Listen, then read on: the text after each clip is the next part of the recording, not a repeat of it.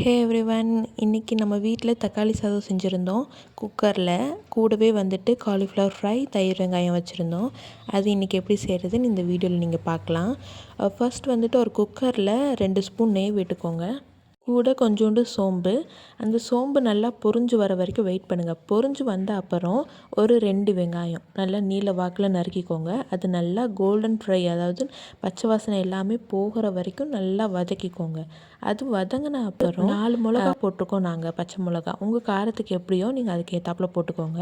4 பச்சை மிளகா, கொஞ்சம் கருவேப்பிலை, கொஞ்சோண்டு கொத்தமல்லி, இதையும் போட்டுட்டு அந்த வெங்காயத்தோடு நல்லா வதக்கிக்கோங்க. வதங்கின அப்புறம் தக்காளி வந்துட்டு நாங்கள் அரிசி என்ன குவான்டிட்டியோ அதுக்கு ஏற்றாப்புல தக்காளி. இப்போ தக்காளி வந்து 1/4 கிலோ எடுத்துருக்கோம்னா அரிசியும் 1/4 கிலோ.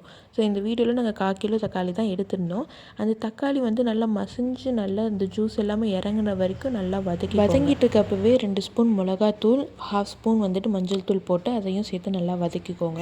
1/4 கிலோ அரிசி வந்துட்டு கழுவி எடுத்து வச்சுருந்தோம். அதையும் இந்த தக்காளி கூட போட்டுட்டு உங்களுக்கு தேவைக்கான உப்பு, 1 ஸ்பூன் நெய், இதையும் போட்டுட்டு தக்காளியும் அரிசியும் நல்லா வதக்கி விட்டுருங்க. வதக்கிட்டு 3 டம்ளர் தண்ணி, அதாவது 1.5 செம்பு தண்ணி போட்டுட்டு அதை ஒரு கொதி விடுற வரைக்கும் விட்டுருங்க.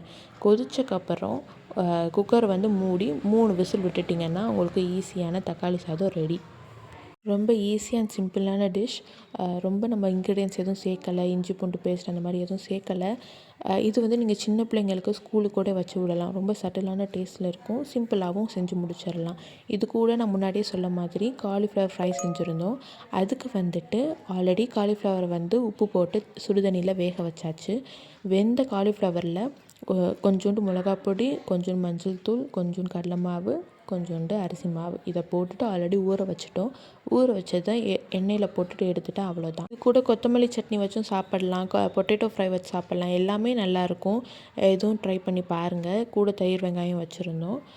இதை நீங்களும் வீட்டில் ட்ரை பண்ணிவிட்டு சொல்லுங்கள். இது எல்லாருமே செய்கிறது தான், பட் ஸ்டில் நாங்கள் எப்படி செஞ்சுருந்தோன்னு சொல்லியிருந்தோம். நீங்கள் ட்ரை பண்ணி பார்த்துட்டு சொல்லுங்கள். தேங்க்யூ, பாய்.